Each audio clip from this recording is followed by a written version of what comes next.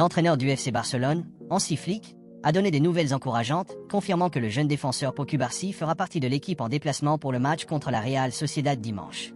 Flick a partagé ses réflexions lors d'un récent point de presse, où il a abordé une série de sujets, notamment l'état de forme physique de Lamine Yamal et Dani Olmo. Je pense que Pau sera là, il s'est entraîné avec nous tout au long de la séance. Lamine a fait un travail de force spécifique, il a beaucoup joué et on verra comment il est demain, a-t-il commencé à dire. Selon Flick, Yamal a suivi des séances de musculation spécifiques en raison de ses fréquentes apparitions sur le terrain, et le staff surveille de près son état. Pendant ce temps, Dani Olmo ne se sentait pas bien mais son état s'améliorait, avec l'espoir qu'il soit en forme pour le match. Il a beaucoup joué et nous devons prendre soin de lui. Dani Olmo s'est senti un peu mal pendant la nuit.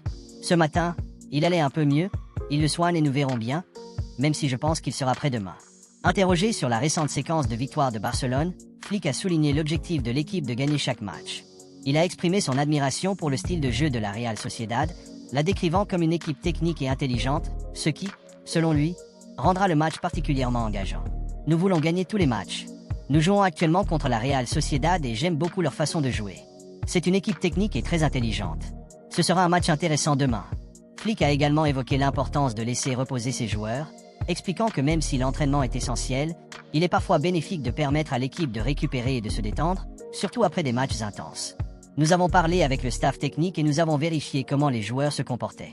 Nous aimons toujours nous entraîner, mais la deuxième séance d'entraînement après le match n'est pas si intense et c'est bien qu'il puisse se détendre un peu, a-t-il souligné. En réfléchissant aux récentes performances de Barcelone, Flick a souligné sa fierté pour l'effort collectif de l'équipe, en particulier sa capacité à terminer les matchs en équipe. Il a noté que lors de leur dernier match contre l'Étoile Rouge, l'équipe a fait preuve d'une forte coordination et d'un travail d'équipe. Il y a beaucoup de choses dont je suis fier. Je regarde toujours le dernier match et contre l'Étoile Rouge, nous avons vu que nous avons terminé ensemble. Flick a comparé ce résultat avec celui obtenu contre l'Espagnol, où il a estimé que l'équipe avait manqué de cohésion en deuxième mi-temps. Il s'est toutefois réjoui de constater un retour à la forme, avec des joueurs qui défendaient et attaquaient de manière cohérente. Contre l'Espagnol, la deuxième mi-temps n'a pas été bonne car nous n'avons pas fini le match en équipe. L'équipe joue en groupe et c'est généralement plus facile de jouer comme ça. Abordant l'importance du match contre la Real Sociedad, Flick a souligné que, comme chaque autre match, il rapporte 3 points précieux. Il a reconnu que gagner ne sera pas simple et a souligné la nécessité d'un travail d'équipe soutenu pendant les 90 minutes. Ce serait juste un match de plus. Il y a 3 points en jeu, c'est notre objectif mais ce ne sera pas facile. Il faut travailler plus de 90 minutes ensemble en équipe. Flick a également évoqué les performances d'Inigo Martinez et sa situation contractuelle. Il a salué le rôle de Martinez en tant que leader dans une équipe majoritairement jeune, soulignant son influence positive lors des séances d'entraînement. Son rendement est excellent et c'est vraiment un leader. Nous avons une équipe très jeune et il est important d'avoir des joueurs expérimentés. À l'entraînement, il gagne généralement tous les matchs, c'est très bien de le voir. Bien que Flick ne soit pas directement impliqué dans les négociations contractuelles, il a exprimé sa confiance dans le fait que l'excellente performance de Martinez fait du renouvellement du contrat une prochaine étape naturelle. Le contrat n'est pas mon travail, mon rôle est d'améliorer les joueurs. Si cela fonctionne, il serait normal que le contrat soit renouvelé. Une performance incroyable, a-t-il déclaré. Concernant Robert Lewandowski, Flick a confirmé la bonne condition physique de l'attaquant et a écarté la nécessité d'un repos. Il a particulièrement salué les contributions défensives de Lewandowski, qui ont contribué à son impact global sur l'équipe. Pour moi, il est à 100%, en très bonne forme et n'a pas besoin de repos. Ce qui m'impressionne, c'est sa performance en défense. Je n'envisage pas de lui donner du repos. En ce qui concerne la ponctualité de l'équipe, Flick a été clair sur ses attentes, la citant comme une question de respect. Les arrivées tardives perturbent le groupe et portent atteinte au respect mutuel, qu'il considère comme essentiel dans une équipe performante. C'est une règle. Je ne parle pas du passé, mais c'est une question de respect. Si tu arrives 5 minutes en retard, les autres doivent t'attendre et ce n'est pas du respect. Interrogé sur le temps de jeu de Frenkie de Jong, Flick a partagé qu'il travaillait pour le remettre en pleine forme pour jouer les 90 minutes entières, avec des efforts en cours pour prolonger son endurance en match. Nous avons essayé de le faire jouer 90 minutes. Et nous allons essayer encore plus, nous allons essayer.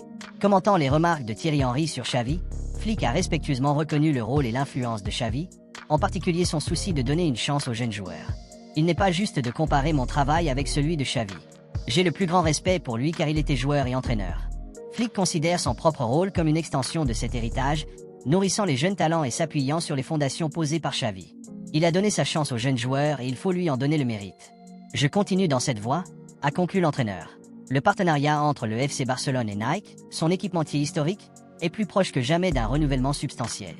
De plus, Mundo Deportivo a récemment révélé les principaux détails financiers de cet accord anticipé. Selon des sources proches des négociations, l'accord prévoit que le FC Barcelone perçoive un bonus initial à la signature estimé à 158 millions d'euros. Ce montant sera toutefois réparti sur toute la durée du contrat. La structure de l'accord est divisée en deux phases. La première phase s'étend de 2024 à 2028, coïncidant avec la conclusion du contrat actuel de Barcelone avec Nike. Le partenariat s'étend ensuite sur 10 années supplémentaires, de 2028 à 2038. Une fois décomposé, le bonus à la signature au prorata se traduit par environ 11,28 millions d'euros par saison.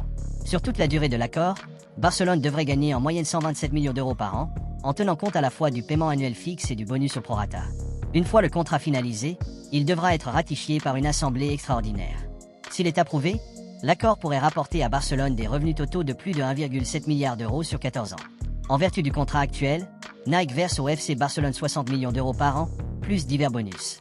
Le prochain renouvellement prévoit une augmentation qui ajoutera environ 45 millions d'euros par saison de 2024 à 2028. Ce montant comprend une augmentation de base de 35 millions d'euros ainsi qu'une part annuelle de 10 millions d'euros de la prime à la signature. Cette augmentation significative devrait toutefois commencer à compter de la saison 2028 à 29, une fois le contrat actuel expiré. À partir de cette date et jusqu'en 2038, Barcelone devrait gagner 60 millions d'euros supplémentaires par an, avec 50 millions d'euros comme augmentation de base et la même allocation de bonus de 10 millions d'euros chaque année. Nike est resté silencieux au sujet de ces négociations dans le passé, suggérant parfois que le club était trop optimiste quant à la situation. Récemment, cependant, Nike a confirmé que les négociations avançaient bien et qu'une annonce officielle d'un accord pourrait être à l'horizon. Alejandro Grimaldo, ancien joueur du club de jeunes du FC Barcelone qui évolue actuellement au Bayer Leverkusen, a exprimé son fort désir de revenir à Barcelone, selon des informations récentes d'El Nacional. Grimaldo, qui faisait autrefois partie du système de jeunes de Barcelone et était capitaine de l'équipe réserve, aurait déclaré qu'il accueillerait favorablement l'opportunité de rejoindre son ancien club. Ces dernières années, Barcelone est devenue une destination prisée par les joueurs de haut calibre, de nombreux joueurs ayant manifesté leur intérêt à rejoindre l'équipe, attirés par son projet ambitieux et la promesse de remporter des titres majeurs. Quant au latéral, il était considéré comme l'un des talents les plus brillants du centre de formation du club lors de son passage dans le centre de formation du FC Barcelone. Cependant, malgré ses promesses, il n'a jamais eu la chance de faire une apparition dans l'équipe première du FC Barcelone. C'est ainsi qu'il décide de partir pour Benfica, où il rencontre le succès et devient l'un des meilleurs arrière-gauche d'Europe. Grimaldo évolue au sein du Benfica et devient un défenseur de haut niveau, et il continue à bâtir sur ce succès après son transfert au Bayer Leverkusen.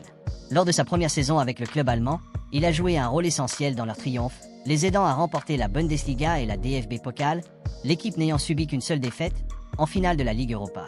Malgré les performances impressionnantes de Grimaldo et son désir de revenir à Barcelone, un retour semble peu probable à ce stade.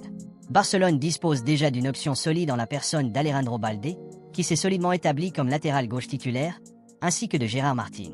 La direction du club ne voit pas la nécessité de faire venir un autre joueur à ce poste. De plus, Grimaldo a fait savoir qu'il avait l'intention de quitter le Bayer Leverkusen en 2025. Son contrat approchant de sa fin, il devrait explorer d'autres opportunités dans le football européen. Son prochain transfert le verra probablement rejoindre un club qui valorise sa vaste expérience et sa qualité sur le terrain. Pour l'instant, cependant, la porte du FC Barcelone semble fermée pour le talentueux arrière latéral. Le succès de Barcelone cette saison est surprenant pour plusieurs raisons, et si leur soudain revirement de forme est le point culminant, l'âge du noyau est un autre aspect ahurissant. C'est tout simplement incroyable que les Catalans parviennent à faire ce qu'ils font avec une équipe aussi jeune, surtout si l'on tient compte du fait qu'ils utilisent 2 joueurs de 17 ans comme joueurs réguliers de l'équipe première semaine après semaine. Pourtant, telle a été la philosophie du club au fil des années, attraper les jeunes talents et les développer selon les profils dont ils ont besoin et qui correspondent à leur style de jeu. Désormais, selon les informations d'AS, les Blaugrana pourraient avoir identifié la prochaine jeune pièce de leur puzzle.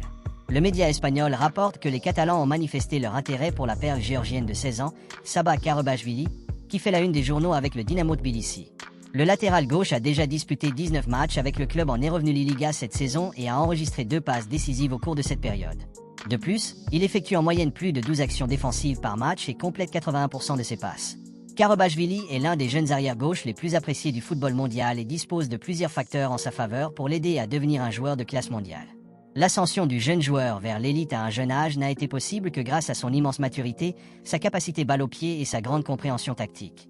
De plus, son physique exceptionnel lui permet d'être une force avec laquelle il faut compter en défense.